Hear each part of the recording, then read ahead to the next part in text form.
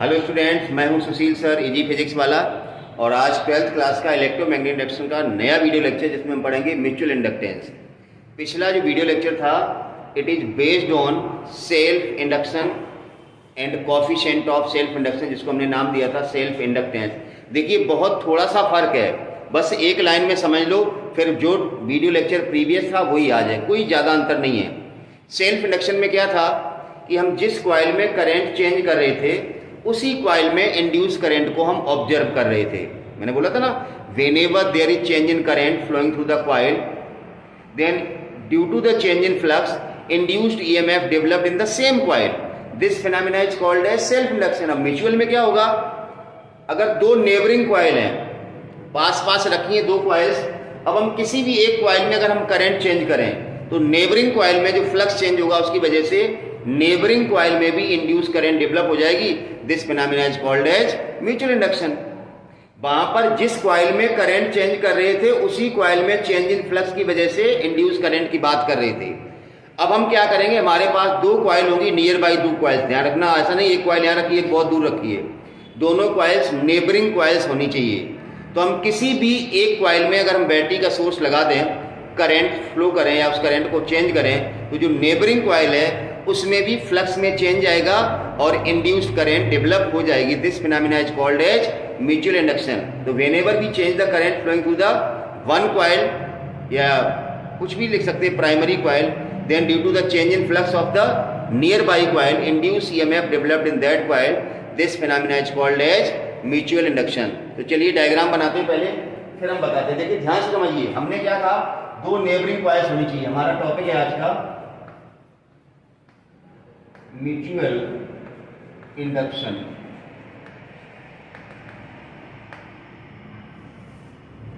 आज का टॉपिक है म्यूचुअल इंडक्शन। तो दो कॉइल लेनी हमें। देखिए, एक ये कॉइल है बैटरी रिहोस्टेट की, और ये है नेबरिंग कॉइल। ये हमने लगा दिया बैलून पे। ध्यान से समझिए, ना तो अभी इस कॉइल में करंट है, ना इस कॉइल में फ्लक्स है, ना इस कॉइल में फ्लक्स है। जैसे ही हम इस कॉइल में की क्लोज करेंगे, इसमें करंट फ्लो होगी, ऑब्वियसली करंट फ्लो होगी तो यहां फ्लक्स होगा। अब चूंकि ये कॉइल पास में रखी है, तो जो फील्ड लाइंस हैं इससे भी तो पास होगी ना भाई। जैसे ही इस कॉइल में करंट चेंज करेंगे तो यहाँ फ्लक्स चेंज होगा, यहाँ फ्लक्स चेंज होगा, नियर बाई कॉइल है इसमें फ्लक्स चेंज होगा, पास नहीं रखी है ना। अब सोचो अगर इस की को हम बाहर निकाल लें, अगर हम इस की को बाहर निकालें, मतलब ये करंट जीरो हो जाएगी, इसमें फ्लक्स जीरो हो जाएगा, इसका भी तो फ्लक्स जीरो हो जाएगा, ये लाइन जो दिख रही वो भी जीरो हो जाएगी ना। तो चेंज इन फ्लक्स तो हुआ ना। अभी कुछ फ्लक्स दिख रहा है ना इस कॉइल से रिलेटेड, दिख रही ना, लाइनें जा रही, क्यों इससे जा रही, वो आगे भी तो पास होंगी ना। अब जैसे ही हम इस कॉइल में करंट को हम स्टॉप कर दें, रोक दें, तो ये फ्लक्स जीरो हो जाएगा समथिंग से। तो हमें दिख रहा है कि अगर हम एक कॉइल में करंट चेंज करें या करंट स्टॉप करें, तो पास रखी जो दूसरी कॉइल है उसमें फ्लक्स में चेंज होगा। जैसे भी दिख रहा है इस कॉइल में फ्लक्स है, लेकिन जैसे ही हम, जैसे मान लो दूसरा डायग्राम बना दें, अब इधर ध्यान क्या देखना है, ये इंड्यूस करंट आपको दिख रही, सॉरी ये मेन करंट है, इंड्यूस करंट की डायरेक्शन इसकी अपोजिट होगी, ऐसे करके रिफ्लेक्शन आ जाए। अब अगर हम ध्यान देखिए, दोनों डायग्राम पहले बना देता हूं।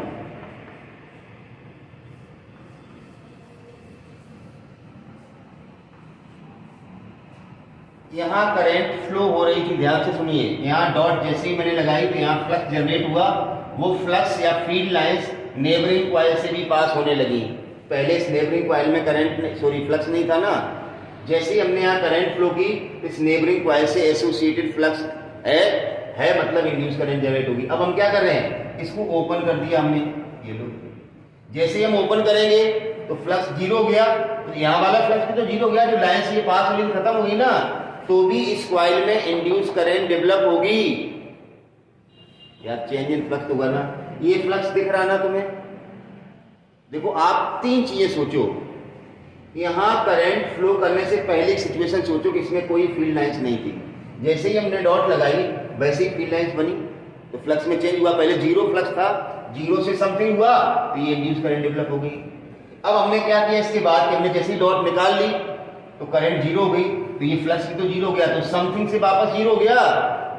जब करंट फ्लो की तो इस कॉइल में कोई फ्लक्स नहीं था करंट फ्लो होने से पहले, जैसे ही करंट फ्लो की फ्लक्स एसोसिएटेड हुआ, इंड्यूस ईएमएफ, इंड्यूस करंट। जैसे ही हमने ओपन किया तो फिर जो फ्लक्स था वो जीरो हो गया, तो फ्लक्स में चेंज फिर हो गया, समथिंग से वापस जीरो हो गया। तो इस केस में भी जैसे यहाँ ओपन करेंगे तो भी इसमें फ्लक्स में चेंज हुआ है, समथिंग से कितना हो गया, जीरो, तो इंड्यूस करंट वापस डेवलप हो गई। देखो इसकी अपोजिट है, पहले इंड्यूस करंट डायरेक्शन ये थी, अब जैसे ही फ्लक्स समथिंग से जीरो हुआ तो इंड्यूस करंट डायरेक्शन चेंज हुई। पहले डिफ्लेक्शन इधर था, अब उल्टा कर दो ये लो। तो कहने का मतलब है whenever we change the current flowing through the, इसको हमने प्राइमरी नाम दे दिया, इसको क्या नाम दे दिया, सेकेंडरी। प्राइमरी सेकेंडरी दे दो या 1 2 दे दो, जो आपकी इच्छा वो दे दो नाम, ठीक है ना। तो whenever we change the current flowing through the primary coil, then due to the change in flux induced EMF developed in the secondary coil.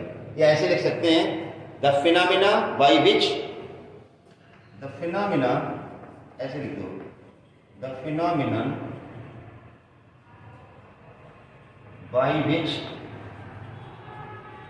the phenomena by which an induced EMF is produced, an induced EMF is produced in one coil, induced EMF is produced in one coil due to the change in, due to the change in strength of current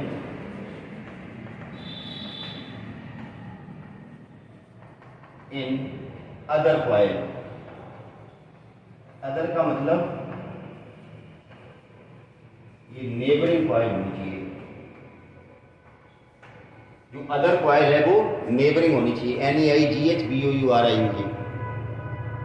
तो जब भी हम किसी coil में current change करते हैं या current flow हो रही है उसको स्टॉप करते हैं, चेंज का मतलब यही नहीं कि बढ़ा ही रहे हैं, करंट फ्लो हो रही है हमने बंद कर दिया तो चेंज करंट हो गया ना, तो भी नेबरिंग कॉइल में इंड्यूस ईएमएफ जनरेट हो जाता है। इस फिनोमेना को कहते हैं mutual induction, is called as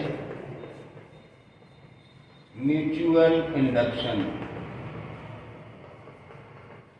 तो कहने का मतलब करंट हम कॉइल नंबर 1 में चेंज करेंगे और इंड्यूस करंट कॉइल नंबर 2 की ऑब्जर्व करेंगे, ये हमें यहाँ पर करना है। पिछले वीडियो लेक्चर में जब हम सेल्फ इंडक्शन पढ़ रहे थे तो जिस कॉइल में करंट चेंज कर रहे थे उसी कॉइल का इंड्यूस ईएमएफ ऑब्टेन कर रहे थे या हम कैलकुलेट कर रहे थे। तो चलिए अब हम बात करेंगे म्यूचुअल इंडक्टेंस की। अब कुछ भी अलग नहीं है जो हमने पिछले वीडियो लेक्चर में करा था।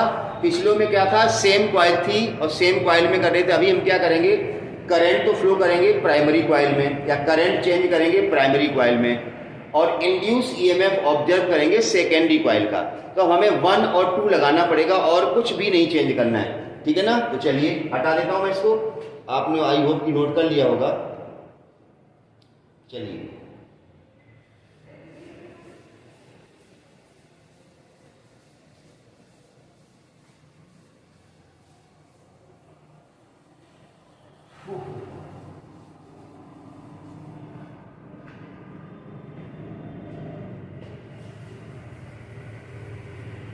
वो तो वही बहुत जल्दी गंदा होता है, क्या करें इसके लिए।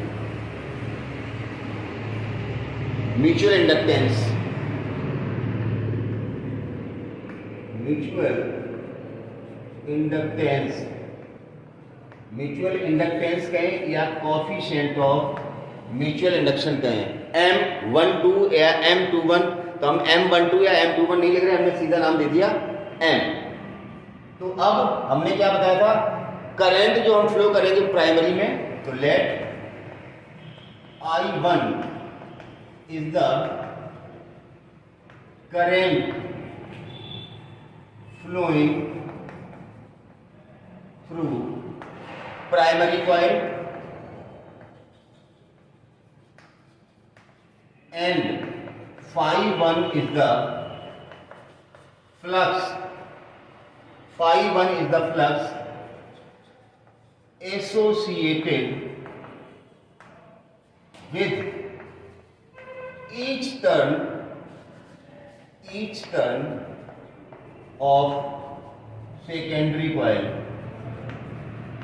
हमने मान लिया कि प्राइमरी कॉइल में I1 करंट फ्लो करने से जो सेकेंडरी कॉइल है उसके हर टर्न से फ्लक्स कितना है,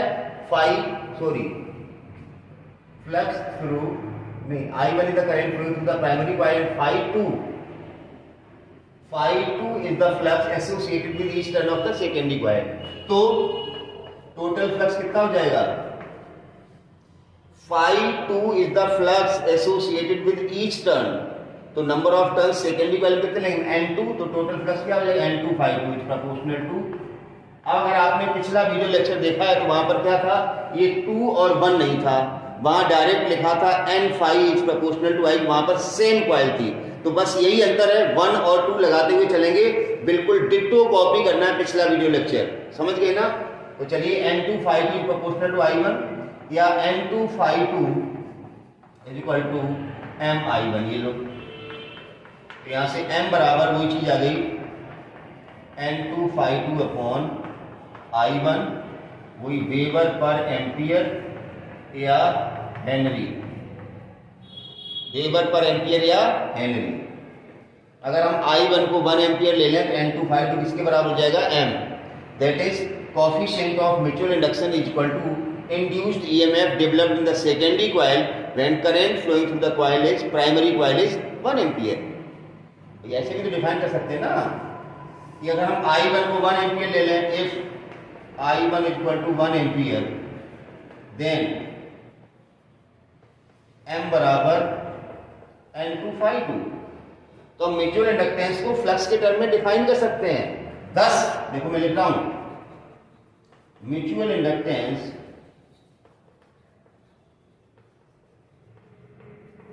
ऑफ टू कॉइल्स इज इसके बराबर है, is equal to total flux associated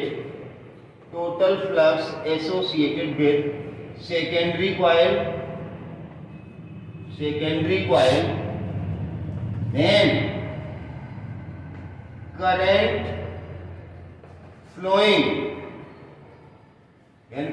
flowing through primary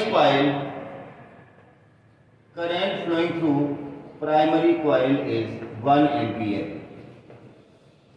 मतलब प्राइमरी कॉइल में अगर हम 1 एम्पियर करंट फ्लो करें तो सेकेंडरी कॉइल से एसोसिएटेड जो फ्लक्स होगा वो ही म्यूचुअल इंडक्टेंस के बराबर होता है। अब बात करते हैं इंड्यूस्ड ईएमएफ की।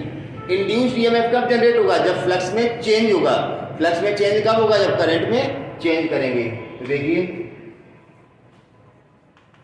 According to Faraday law, induced EMF in secondary coil, induced EMF किस में निकालना हमें, सेकेंडरी कॉइल में निकालना है। तो कितना आएगा, E2 बराबर minus N2 d phi 2 upon dt। N2 number of turns है, phi 2 flux with each turn, या इसको इकट्ठा कर सकते हो आप, माइनस N2 phi 2। देखिए मैंने कहा ना पिछले वीडियो लेक्चर में यहाँ 2 नहीं था, यहाँ 2 नहीं था, बस सीधा सीधा लिख रहे थे। यहाँ आज 2 और 1 चलेगा, ये जाएगा minus D by by D T. N2 phi 2 किसके बराबर हो जाएगा, M I1। देखो पहली definition, N2 phi 2 equal to M I1, ध्यान रख दिया। M कांस्टेंट है, बाहर ले लो, E2 equal to minus M di1 upon dt। वहां फार्मूला था सिर्फ E बराबर माइनस L di अपॉन 1 और 2 नहीं था। यहां पर भी if di1 upon dt is equal to 1 ampere per second कर दें, then E2 is equal to M। Numerically E2 किसके बराबर होगा, M के बराबर। मतलब mutual inductance between two coils is numerically equals to the induced EMF developed in the secondary coil when rate of change of current in the primary coil is 1 ampere per second. देखिए अगर di1 upon dt 1 ampere per second है ये, तो m किसके बराबर होगा? E के बराबर। डिफाइन कर दिया हमने। म्यूचुअल इंडक्टेंस किसके बराबर है? Induced EMF in the secondary coil when rate of change of current in the primary coil is unity या 1 एम्पियर पर सेकेंड। तो मैंने देखा सेल्फ इंडक्टेंस में 1 और 2 नहीं था, म्यूचुअल इंडक्टेंस में 1 और 2 लगा दिया, बाकी सब कुछ सेम है। तो चलिए कॉपी कीजिए, हम आगे बढ़ते हैं। इसके बाद हमने वहां पढ़ा था म्यूचुअल इंडक्टेंस ऑफ सोलेनॉइड, तो यहां पर भी पढ़ेंगे mutual inductance of 2 coaxial coils.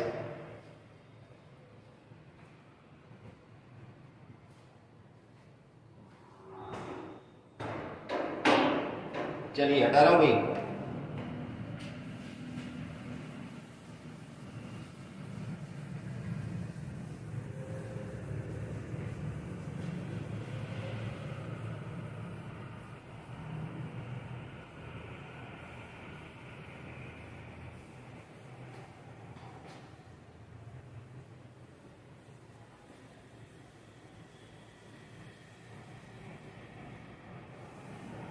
Mutual inductance of 2 coaxial coils.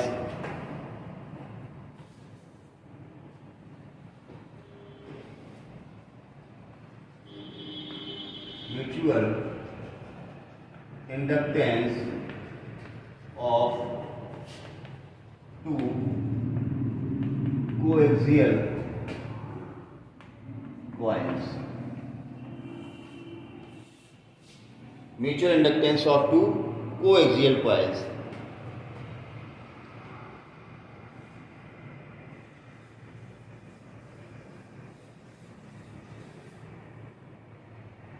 ये मान लो प्राइमरी कॉइल है, इसमें नंबर ऑफ टर्न्स N1 है और इसी के ऊपर दूसरी जो है ना सेकेंडरी कॉइल लगा दी। अब ये लगाने के बाद भी बड़ा डायग्राम खतरनाक दिखेगा, कुछ समझ में ही नहीं आ रहा। तुम समझ गए ना, प्राइमरी कॉइल के ऊपर दूसरी कॉइल है, ठीक है ना। तो देखो अंदर प्राइमरी कॉइल है, उसमें हमने I करंट फ्लो किया I1, तो उससे एसोसिएटेड फ्लक्स आएगा ∅1। नंबर ऑफ टर्न्स N1 है तो N1 ∅1 आएगा ना, मतलब उस प्राइमरी कॉइल से फ्लक्स निकलेगा वो N1 ∅1 होगा, ये तो हमें पता ही। अब उसी के ऊपर दूसरी कॉइल है, तो उस दूसरी कॉइल से एसोसिएटेड फ्लक्स भी तो वही होगा ना, जो प्राइमरी कॉइल से एसोसिएटेड फ्लक्स है वही सेकेंडरी होगा, क्योंकि सेकेंडरी कॉइल भी उसके ऊपर ही है ना भाई। यहां से फ्लक्स निकल रहा वही तो उससे निकलेगा ना, वो उसके ऊपर ही तो है ना। अगर हम किसी प्राइमरी कॉइल में लिखो let I1 is the current flowing through primary coil and ∅1 is the flux associated with each turn। तो देखो ∅1 कितना होगा? B1 इंटू A1, A1 मतलब उसका क्रॉस सेक्शन एरिया। अब B1 कितना होगा? Magnetic field. यार बताया था आपको, इस तरह से ये कॉइल है, इसमें अगर I1 करंट फ्लो किया तो मैग्नेटिक फील्ड इधर कितना बनता था? V1 बराबर म्यू नॉट स्मॉल ni या mu naught ni upon L। तो सिंपल सी बात है, तो V1 कितना हो जाएगा? Mu naught N1 I1 upon ये कैपिटल N1 कर दो ∅1 अपॉन L, ∅1 हो गया। अब अगर कोई फ्लक्स लीक नहीं हो रहा है, if there is no flux leakage, देखिए अभी हम कपलिंग बताएंगे, ये बेसिकली आइडियल कपलिंग है। एक कॉइल के ऊपर जब दूसरी कॉइल रैप करते हैं तो फ्लक्स लीकेज की संभावना न के बराबर होती है। जो प्राइमरी कॉइल से एसोसिएटेड फ्लक्स होता है वही सेकेंडरी कॉइल से एसोसिएटेड फ्लक्स होता है, ऐसा हम मान लेते हैं आइडियल कपलिंग के लिए। There is no flux leakage, if there is no flux leakage then जो ∅2 होगा वही क्या होगा? ∅1 होगा। तो ∅2 भी यही है, मतलब फाई टू बराबर ये होगा mu naught N1 I1 upon L और इंटू A1 था तो A1 लगा दो। अब हमने बताया था जो बेसिक फार्मूला है, बेसिक फार्मूला जो म्यूचुअल इंडक्टेंस का है N2 phi two equal to MI1। ये फाई टू वैल्यू आप यहां डाल दो, बस आपका M आ जाएगा। ऐसे ही हमने वहां किया था पिछले वीडियो लेक्चर को, आप देख सकते हैं, मिला सकते हैं, बिल्कुल डिटो आएगा। N2 फाई टू की वैल्यू ये रही mu naught N1 I1 A1 upon L equal to MI1। I1 से I1 गया तो M बराबर कितना गया mu naught N1 N2 A1। बस यहाँ वहां पर जो था सेल्फ इंडक्टेंस के केस में, यहाँ पर N1 N2 है, वहाँ N स्क्वायर था, क्यों वहाँ पर एक ही कॉइल थी। यहाँ पर दो अलग अलग कॉइल है, एक में नंबर ऑफ टर्न्स N1 एक में N2, तो M बराबर mu naught N1 N2 A1 upon L है। तो चलिए नोट कर लीजिए इसको भी।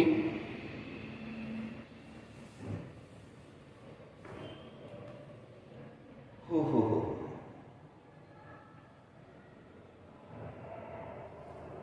चलें, अब थोड़ा कपलिंग का भी बता देता हूं मैं।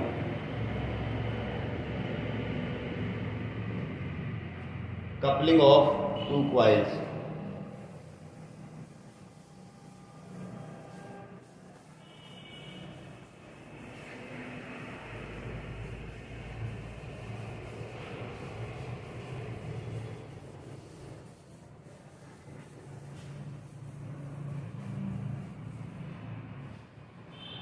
coupling of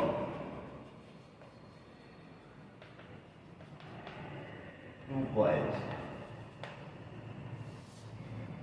If two coils having self-inductances L1 and L2 are coupled together, then M बराबर K अंडर रूट। इसका प्रूफ भी है, लेकिन मुझे नहीं लगता यहाँ पर प्रूफ करने की कोई ज़रूरत है, क्यों बोर्ड में डेरिवेशन आता नहीं और बाकी आपको कुछ करना नहीं है। यहाँ के क्या है कपलिंग कोफिशिएंट,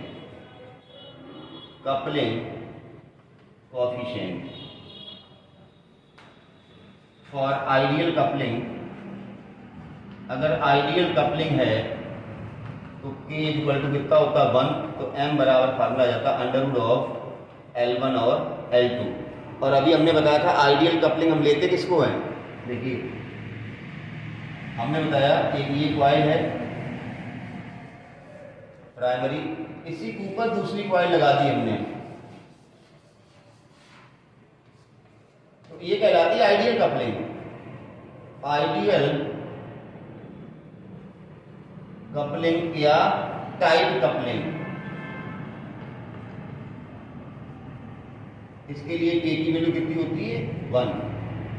अगर ऐसे कपलिंग है नॉर्मल कपलिंग प्राइमरी,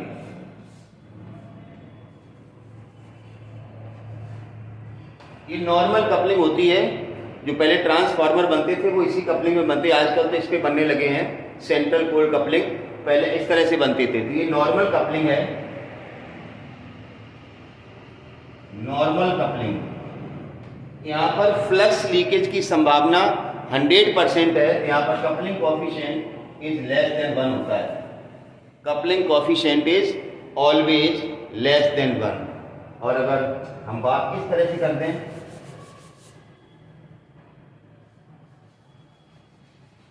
एक कॉइल ऐसे बनी है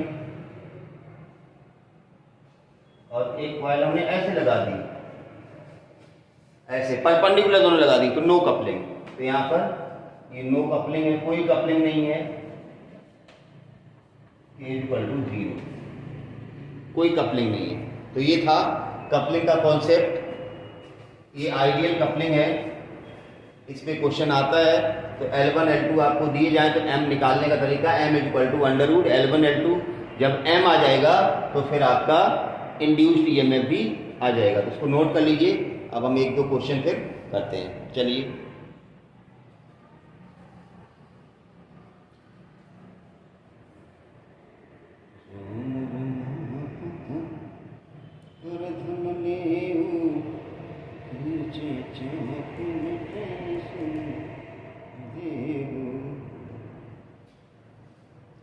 लिखें क्वेश्चन। चलिए हटा देता हूँ इसको।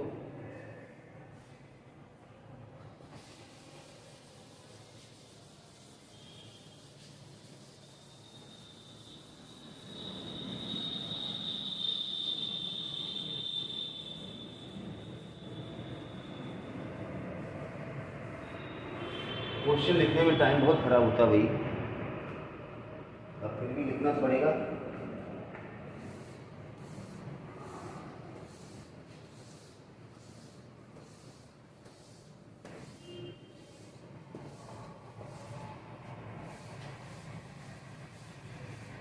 क्वेश्चन पढ़ते जाइए और सीधा सीधा जो क्वेश्चन कहते जाए वो करना है आपको। इसमें बिल्कुल भी दिक्कत वाली बात नहीं होनी चाहिए। डिट्टो सेम क्वेश्चन आते हैं। तो चलिए एक क्वेश्चन लेते हैं। क्वेश्चन है द म्यूचुअल इंडक्टेंस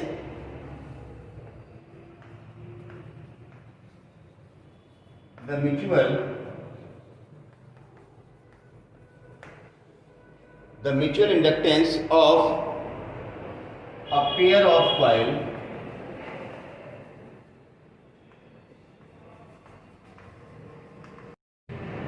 क्वेश्चन आपके सामने है, लिख दिया मैंने। If mutual inductance of a pair of coils is 5 milli henry, मतलब m आपको दिया गया है 5 × 10⁻³ हेनरी।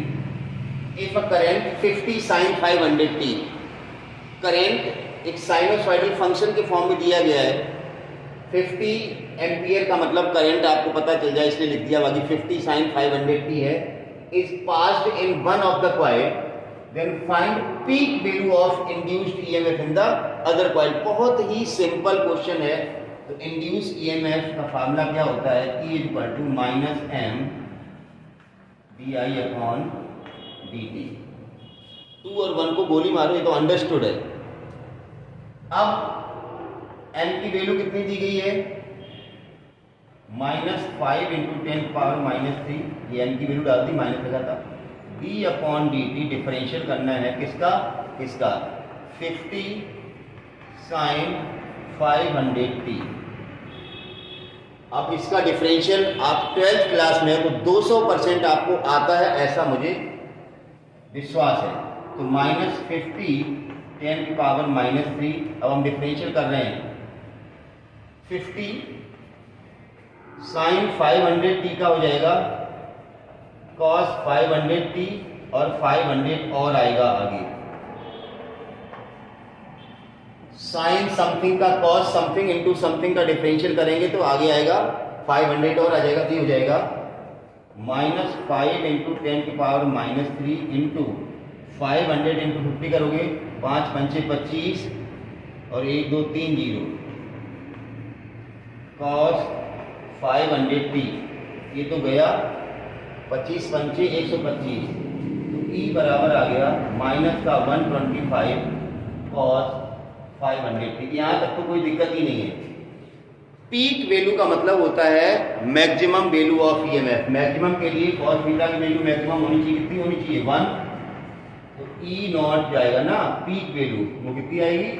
125 वोल्ट। सिंपल सा है, मॉडुलस निकाल दिया, मतलब पीक वोल्टेज।